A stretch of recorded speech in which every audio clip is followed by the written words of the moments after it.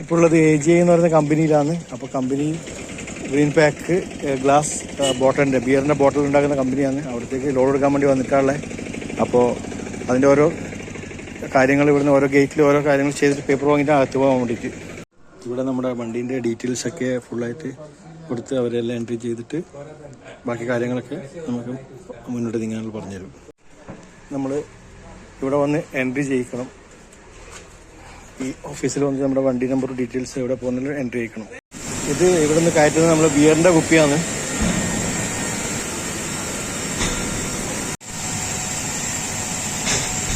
അവർ ഈ പാലറ്റിൽ നിന്ന് അവിടെ കൊണ്ടുപോയിട്ട് മാനുവലി അവർ ലോഡ് ചെയ്ത് വെക്കുകയാണ് ചെയ്യുന്നത്. പാലറ്റ് ഒഴിവാക്കിയിട്ട് ബിയറിൻ്റെ കുപ്പികൾ ഫോർക്ക് ലിഫ്റ്റ് എടുത്തിട്ട് ഇത് ഓരോന്നും ഇങ്ങനെ ഓരോ വണ്ടിയിലേക്ക് സെറ്റ് ചെയ്ത് കൊടുക്കും.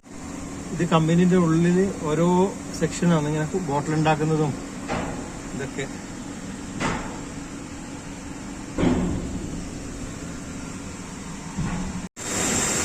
നല്ല തിരക്കുള്ള ഏരിയ ഇത്. 2 വണ്ടി പാസ് ചെയ്യാൻ കഷ്ടിച്ച് ഒരേ സ്ഥലമാണ്. അപ്പോൾ ബിയറിൻ്റെ കുപ്പിയെല്ലാം കയറ്റി ഫുൾ സെറ്റായി അങ്ങനെ ബെൽറ്റൊക്കെ ഇട്ട് റെഡിയായി. ഇനി ബില്ലിന് വേണ്ടിയിട്ട് വെയിറ്റ് ചെയ്യുകയാണ്. അപ്പം നമ്മളെ ബില്ലൊക്കെ കിട്ടി. ഇവിടെ ഇപ്പം സെക്യൂരിറ്റീൻ്റെ അടുത്ത് എൻട്രി ചെയ്യണം. അതൊന്നും കൂടി തിരിച്ച് അവർക്ക് എൻട്രി ചെയ്തിട്ട് വേണം ഇവരുടെ റെക്കോർഡിൽ അത് മാർക്ക് ചെയ്യാൻ വേണ്ടിയിട്ട്. അതിന് ശേഷം പുറത്തേക്ക് പോവാം. പക്ഷേ ഇപ്പം സമയം 9:45 പക്ഷെ 10:30 മണി വരെ നോ എൻട്രി ടൈമാണ്. അപ്പോൾ അത് കഴിഞ്ഞാൽ നമുക്ക് പുറത്തേക്ക് പോകാൻ പറ്റും. ഇതൊക്കെ ലോഡാക്കിയിട്ട് എൻട്രി ചെയ്തിട്ട് പുറത്തോട്ട് പോകുന്ന വാഹനങ്ങളാണ്. കുറേ വണ്ടികളൊക്കെ അകത്തേക്ക് കയറാൻ വേണ്ടി വെയിറ്റ് ചെയ്യുന്നുണ്ട്. പിന്നെ കുറേ അങ്ങോട്ട് മുകളിലുള്ള വണ്ടികളൊക്കെ ബില്ല് റെഡിയായി. അപ്പം നോ എൻട്രി ഉള്ളതുകൊണ്ട് പുറത്ത് പോകാൻ കഴിയില്ലല്ലോ. ഇപ്പോൾ ടൗണിലെ അകത്തല്ലേ ഇത്. ഹൈദരാബാദ് സിറ്റിയുടെ ഹൃദയത്തിലാണ് ഈ കമ്പനി ഉള്ളത്. അപ്പോൾ പോകാൻ പറ്റാത്തതുകൊണ്ട് അവർ ലോഡ് കയറ്റിയിട്ട് ബില്ലും കൊണ്ട് വെയിറ്റ് ചെയ്യുന്നത്. വണ്ടി നോ എൻട്രി ഓപ്പൺ ആയാൽ 10:30 മണിക്ക് ഓപ്പൺ ആവുക. അതിന് ശേഷം പോകാൻ വേണ്ടിയിട്ട് വെയിറ്റ് ചെയ്യുകയാണ്. ഇതൊക്കെ ലോഡ് കയറ്റി ബില്ലും റെഡിയായി നോ എൻട്രി ഓപ്പൺ ആവുന്ന വരെ വെയിറ്റ് ചെയ്യുന്ന വണ്ടികളാണ്.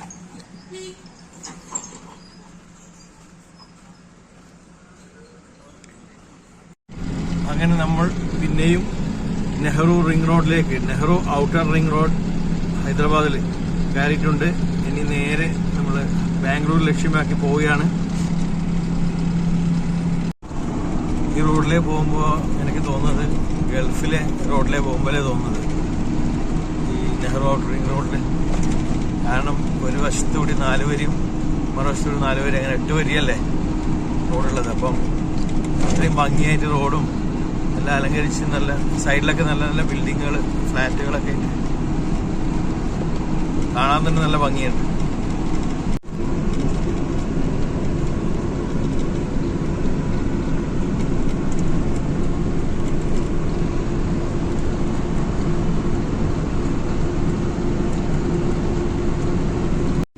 പിന്നെ നമ്മൾക്ക് ഇറങ്ങേണ്ട ബാംഗ്ലൂർ എക്സിറ്റ് 16-ാം നമ്പറിൽ ഇറങ്ങേണ്ട ബാംഗ്ലൂർ റോഡിലേക്കുള്ള. ഇവിടെ ടോട്ടൽ 18 എക്സിറ്റാണ് ഈ ഹൈദരാബാദ് നെഹ്റു റിംഗ് റോഡിനുള്ളത്. അതിൽ 16-ാമത്തെ എക്സിറ്റാണ് നമ്മുടെ ബാംഗ്ലൂർ റോഡിൽ. നമ്മളിപ്പോൾ കയറിയത് ഏകദേശം 3-ാമത്തെ എക്സിറ്റിലാണ് കയറിയത്. ഇനിയിപ്പോൾ 16-ാമത്തെ എക്സിറ്റിൽ പോയിട്ട് നമ്മൾ ഇറങ്ങിയിട്ട് നേരെ ബാംഗ്ലൂരിലേക്ക് പോകണം. നമ്മളങ്ങനെ എക്സിറ്റിലേക്ക് പ്രവേശിച്ചിരിക്കുന്നു. പിന്നെ നേരെ ഇത് റിങ്ങായിട്ട് ഇറങ്ങിയിട്ട് നേരെ ടോൾ ബൂത്തിന്റെ അവിടത്തേക്ക് എത്തുന്നത്. റൈറ്റ് സൈഡിലേക്ക് ബാംഗ്ലൂർ ടൗണിലേക്കും ലെഫ്റ്റ് സൈഡിലുള്ളത് ഹൈദരാബാദ് എയർപോർട്ടിലേക്കുള്ള റോഡാണ്.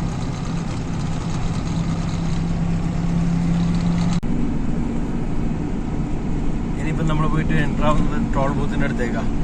അവിടെ നമ്മൾ ഇത്ര സമയം ഓടിയതിൻ്റെ ആ ഒരു പൈസ അവർ ഓട്ടോമാറ്റിക്കായിട്ട് കമ്പ്യൂട്ടറിൽ നമ്മുടെ ഇതിൽ നിന്ന് കട്ടാവും.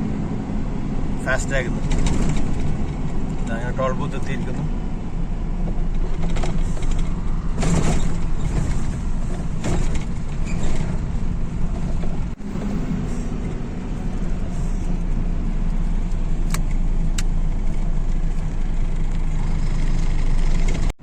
ചെറിയൊരു വണ്ടിയിൽ കൊണ്ടുപോകുന്ന സാധനങ്ങളാണ്. ടാറ്റന്റെ എയ്സാ തോന്നുന്നു വണ്ടി കാണുമ്പോൾ. പക്ഷെ ഭയങ്കരമായ ഡേഞ്ചർ ആയിട്ടുള്ള പോക്കാ പോകുന്നത്. എയ്സ് അല്ല, അത് മറ്റേ ഇതാ നമ്മുടെ ദോസ്തില്. ഹലോ, എല്ലാവർക്കും ഗുഡ് മോർണിംഗ്. ഇന്നലെ രാത്രി ഏകദേശം 3 മണിയാകുമ്പോൾ നല്ല ഉറക്കം വന്നിട്ട് ഈ പമ്പിന്റെ ഇവിടെ വെച്ചിട്ട് ഉറങ്ങി. ഇപ്പോൾ സമയം 9:30 മണിയായി. ഏകദേശം നല്ല സുഖമായിട്ട് ഉറങ്ങാൻ പറ്റി ഇവിടുന്ന്. ഇനിയിപ്പോൾ ഹൈദരാബാദിൽ നിന്ന് നേരെ ബാംഗ്ലൂരിലേക്കുള്ള യാത്ര തുടരുകയാണ്. ഇനിയിപ്പോൾ ഇവിടുന്ന് ഡീസൽ അടിക്കണം. കാരണം എന്ന് വെച്ചാൽ ഡീസൽ നമ്മൾ കർണാടക എത്താനുള്ള ഡീസലില്ല വണ്ടിയിൽ. അപ്പോൾ ഇവിടുന്ന് കുറച്ച് ഡീസൽ അടിച്ച ശേഷം നേരെ കർണാടക കയറി കഴിഞ്ഞാൽ അവിടെ നിന്നുള്ള ബാക്കി ഡീസൽ വണ്ടിയിൽ ഫില്ലാക്കാം. നമ്മളിവിടെ കർണൂലിനൊരു 100 കിലോമീറ്റർ ഇപ്പുറമുള്ള പമ്പിൽ എത്തിയിട്ടുണ്ട്. അപ്പം HP പമ്പിലാണ് ഇപ്പോൾ ഡീസൽ അടിക്കാൻ വേണ്ടി. അപ്പം ഇവിടുന്ന് ഇപ്പം തെലുങ്കാനയാണ്. തെലുങ്കാനയിലും ആന്ധ്രയിലും ഏകദേശം ഡീസലിന് സെയിം പ്രൈസാണ്. അപ്പം കർണാടകയിൽ തന്നെ ഡീസലിന് വേണ്ടി ഒരു 8000 രൂപേൻ്റെ ഡീസൽ അടിക്കുന്നുണ്ട്. അപ്പോൾ 8000 സെറ്റ് ചെയ്തിട്ടുണ്ട്.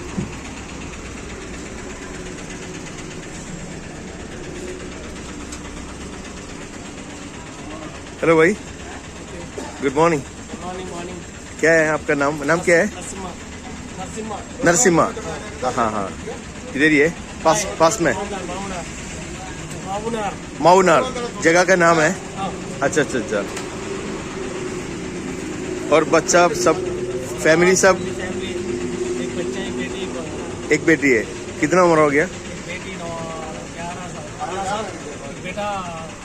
ओ, दो बच्चे है. अच्छा. इधर कितने साल से काम कर रहे हैं? 3.5 साल. नया देख रहे पंप? हाँ, पंप तो फ्रेश देख रहे हैं. अच्छा क्लीन कर रहे हैं. हाँ. अच्छा, मालिक अच्छा है. हाँ. अच्छा, ओके. और सब ठीक है ना? Okay bye. അങ്ങനെ നമ്മൾ 8000 രൂപക്ക് ഇവിടുന്ന് തെലങ്കാനയിൽ നിന്ന് ഡീസൽ അടിക്കുമ്പോൾ നമ്മൾക്ക് കിട്ടിയത് 82.74. ഇവിടെ പ്രൈസ് എന്ന് പറഞ്ഞത് 96.69. നമ്മുടെ കേരളത്തിനെക്കാട്ടിൽ കുറച്ചധികം. TN37 DR. നേരെ മുമ്പിലൊരു സ്തൂപം കാണുന്നുണ്ട്. അത് ശിവജിയാന്ന് തോന്നുന്നുണ്ട് കാണുമ്പോൾ.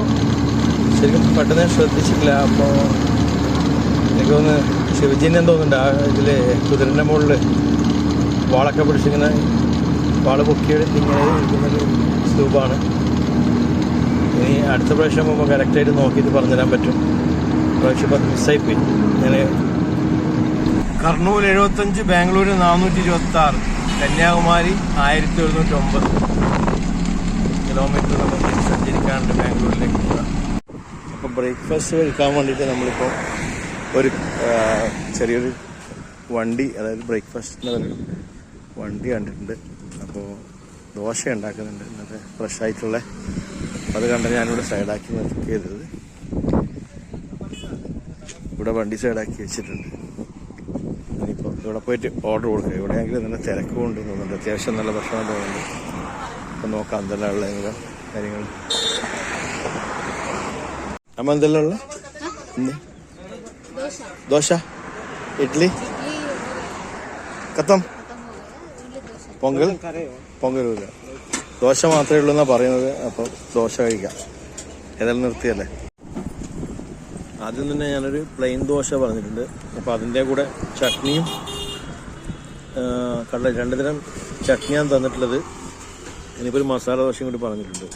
അപ്പോൾ അവരിപ്പോൾ ഇവിടുന്ന് നല്ല എഗ്ഗ് ദോശ ഉണ്ടാക്കുന്നത് കണ്ടുകൊണ്ട് ഞാൻ മസാല ദോശ അത് ക്യാൻസലാക്കിയിട്ട് ഞാൻ ഇവരോട് എഗ്ഗ് ദോശ ഉണ്ടാക്കാനാണ് പറഞ്ഞിട്ടുള്ളത്. ഇപ്പോൾ എഗ്ഗ് ദോശ കഴിക്കാം. ഒരു എഗ്ഗ് ദോശ ഉണ്ടാക്കുന്നത് നമുക്കൊന്ന് കാണാം.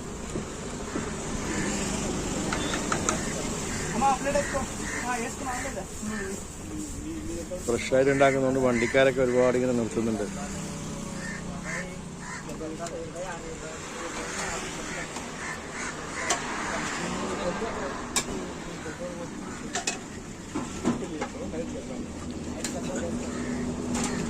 അതിന് മുകളിൽ 2 മുട്ട പൊട്ടിച്ചിട്ടിട്ടുണ്ട്. കുറച്ച് മുളകും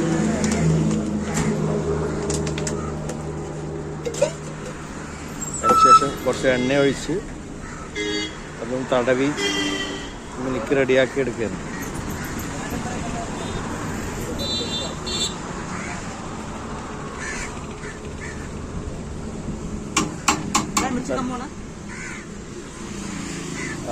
മിർച്ചി കം.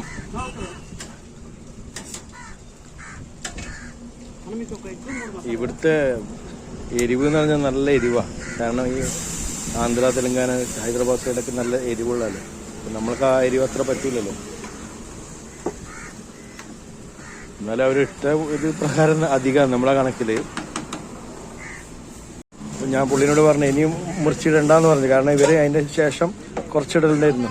അത് ഞാൻ കണ്ടു മറ്റേലിടുന്നത്. അപ്പം ഞാൻ പറഞ്ഞത് വേണ്ട, എനിക്ക് കുറച്ചേ വേണ്ടെന്ന് പറഞ്ഞു. അപ്പോൾ ഓൾറെഡി ഇട്ടതന്നെ മതി. അതന്നെ ശരിക്കും പറഞ്ഞാൽ എൻ്റെ കണക്കിൽ അധികം എനിക്ക്. അപ്പം എഗ്ഗ് ദോശക്ക് എനിക്ക് പറഞ്ഞത് ഇതാ, എഗ്ഗ് ദോശ കിട്ടിയിട്ടുണ്ട്. അപ്പോൾ അത് പക്ഷേ നല്ല അടിപൊളിയായിട്ടുണ്ട്. അപ്പോൾ അത് കഴിക്കാം. ഫുഡ് അടിപൊളിയായിരുന്നു. അപ്പോൾ അങ്ങനെയാണ് ഞാൻ പറഞ്ഞു अच्छा फूड है. क्या नाम है आपका? राशिद. राजशेखर. अच्छा अच्छा अच्छा ओके. वो कितना है मेरा? कितना पैसा हो गया? प्लेन डोसा और एग डोसा 75. ഓക്കെ. അപ്പോൾ ഇവിടെ ചായ ഇല്ല. അതാണ് ഇവരെ ഇത്. കാരണം എന്ന് വെച്ചാൽ ഇവർ ചായ ഉണ്ടാക്കില്ല. ചില ആൾക്കാർ വെക്കുന്നുണ്ട് ചെറിയൊരു ഗ്ലാസ്സിൽ, ഒരു ഫ്ലാസ്കിൽ കൊണ്ടുവെക്കും. അപ്പോൾ ചായ കുടിക്കാൻ വേണ്ടി ഇനിയിപ്പോൾ അപ്പുറത്തെ റോഡിൻ്റെ അപ്പുറത്തേക്ക് പോകണം. അവിടെ ഒരു ചായക്കടയുണ്ട് ചെറിയതായിട്ടുള്ളൊരു സായി ഹൈവേ കഫേ എന്ന് പറഞ്ഞിട്ട് കഫേ കാണുന്നുണ്ട്. ഇവിടെ പിന്നെ ഒരു വലിയൊരു ഹോട്ടലൊക്കെ കാണുന്നുണ്ട്, റൂംസ് ലോഡ്ജിലായിട്ടുള്ള. അപ്പോൾ ഇവിടെ അതിൻ്റെ ഒരു സായി ഹൈവേ കഫേ എന്ന് പറഞ്ഞിട്ടൊരു ചായൻ്റെ കട കാണുന്നുണ്ട്. അപ്പോൾ അവിടെ പോയിട്ട് ഒരു ചായ കുടിക്കാം ഏതായാലും. ഇവിടെ അത്യാവശ്യം നല്ല നീറ്റും ഇതിലുള്ള ഒരു ലോഡ്ജിൻ്റെ ഏരിയ ആണ്. അപ്പോൾ അതിൻ്റെ സൈഡിലായിട്ട് തന്നെ ഇവരൊരു ചായൻ്റെ ഇത് വെച്ചിട്ടുള്ളത്. ചായ, ടീ 15, കോഫി, ഇതൊക്കെ കാണുന്നത്. പിന്നെ ഒരു പാൻ ഷോപ്പും ഉണ്ട് അതിൻ്റെ സൈഡിൽ തന്നെ.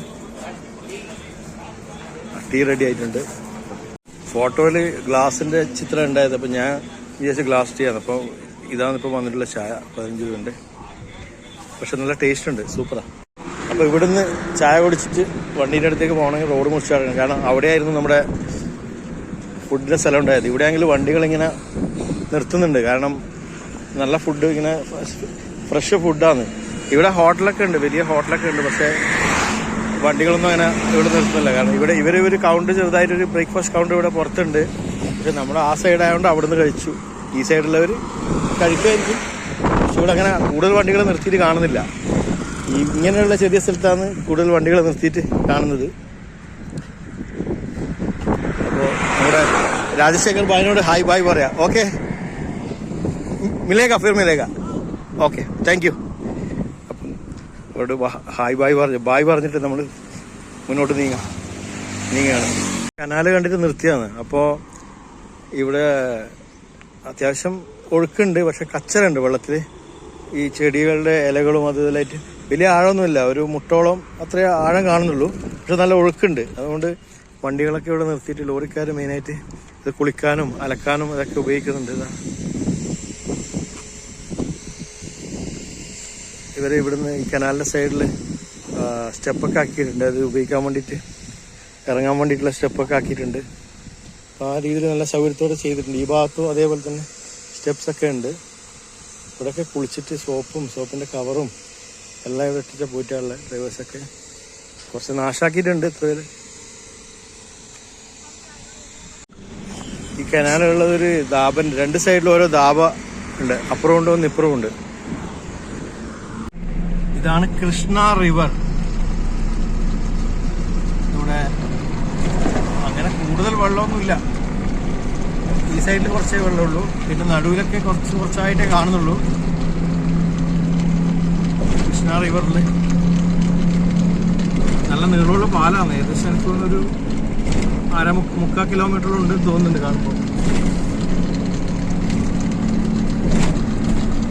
പാറകളും ഇതൊക്കെ കാണുന്നത്. ഇപ്പം മഴക്കാലം അത്ര സ്ട്രോങ് അല്ലാത്തതുകൊണ്ട് വെള്ളം കുറവാന്ന് തോന്നുന്നുണ്ട് കാണുമ്പോൾ. ഇവിടെ ചെഗുവേരന്റെ പേരിലാണ് ഫുഡ് കോർട്ട്. ചെഗുവേര നമ്മളെ കേരളത്തിലെ പോലെ തന്നെ CPI-നെയൊക്കെ CPIM-നെയൊക്കെ ഇഷ്ടപ്പെടുന്ന ചെഗുവേരനെ ഇഷ്ടപ്പെടുന്ന ആൾക്കാർ ഈ ഭാഗത്തുണ്ടെന്ന് തോന്നുന്നുണ്ട്. കാരണം മിനിഞ്ഞാന്ന് രാത്രി ഞാൻ വരുമ്പോൾ ഏതോ ഒരു സ്ഥലത്ത് ഫുള്ളായിട്ട് CPIM-ന്റെ മൊത്തം കൊടികളും എല്ലാം തോരണം ചെയ്തിട്ട് മൊത്തത്തിൽ അവിടെ എന്തോ വലിയ പ്രോഗ്രാമൊക്കെ നടക്കുന്നുണ്ടായിരുന്നു. അപ്പോൾ ഞാൻ മനസ്സിലാക്കി നമ്മുടെ കേരളത്തിൽ മാത്രമല്ല ഈ ആന്ധ്രയിലും തെലങ്കാനയിലൊക്കെ ഇത് സജീവമായിട്ട് ഇപ്പോഴും ഉണ്ട് എന്ന് മനസ്സിലാക്കി.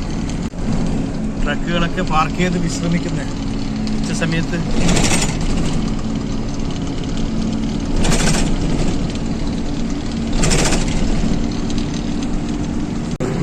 അപ്പോൾ തെലങ്കാനയുടെ RTO ചെക്ക് പോസ്റ്റാണ് ഇവിടെ ഉള്ളത്. ചില സമയത്ത് ഇവർ ഇവിടെ നിർത്തിക്കും വണ്ടി, പക്ഷേ നമ്മുടെ വണ്ടി കൊറിയർ സർവീസ് ആയതുകൊണ്ട് അധികം നിർത്തിക്കാറില്ല. അപ്പോൾ 200-300 വാങ്ങിക്കും കൈക്കൂലിയായിട്ട്. അതൊരു ഒരുപാട് ആന്ധ്ര പോത്തുകൾ ഇവിടെ മേയാൻ വേണ്ടിയിട്ട്. അതിന് കൂടെ പശുക്കളും ഉണ്ട്, ഓരോ തരം പശുക്കളും ഉണ്ട്, വ്യത്യസ്ത തരത്തിലുള്ള. Bangalore 372 kilometre, Anantapur 165 kilometre. നമുക്ക് 372 കിലോമീറ്റർ കൂടി ബാംഗ്ലൂരിലേക്ക് ഓടാനുണ്ട്. കർണൂൽ ടോൾ പ്ലാസയിൽ നമ്മൾ എത്തിച്ചേർന്നിട്ടുണ്ട്. ഇനിയിപ്പോൾ നമ്മളിത് ആന്ധ്രാപ്രദേശിലേക്ക് കടന്നിരിക്കുന്നു.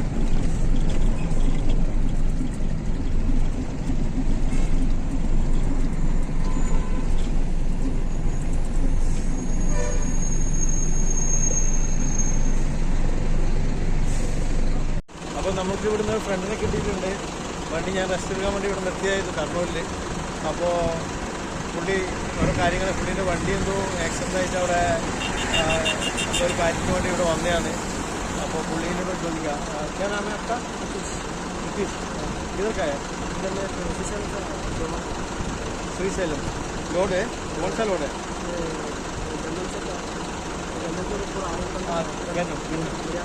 अच्छा मिर्यालगुड़ा से किधर जा रहा था? अनंतपुर. ओके भाई, फिर मिलेंगे. Okay, thank you. ഓടി തീർത്തിപ്പോൾ ആന്ധ്രാപ്രദേശിലേക്ക് പ്രവേശിച്ചിരിക്കുകയാണ്. അപ്പോൾ ഈ വീഡിയോ ഇപ്പോൾ തൽക്കാലം ഇവിടെ വൈൻഡപ്പ് ചെയ്യാണ്. അപ്പോൾ ഇനി ബാക്കി, അതായത് ഹൈദരാബാദിൽ നിന്ന് ബാംഗ്ലൂരിലേക്കുള്ള ട്രിപ്പിൻ്റെ ബാക്കി വീഡിയോ നമുക്ക് അടുത്ത വീഡിയോയിൽ കാണാം. അപ്പോൾ വീഡിയോ ഇഷ്ടപ്പെട്ട് കഴിഞ്ഞാൽ ലൈക്ക് ചെയ്യുക, ഷെയർ ചെയ്യുക, സബ്സ്ക്രൈബ് ചെയ്യുക, ബെൽ ബട്ടൺ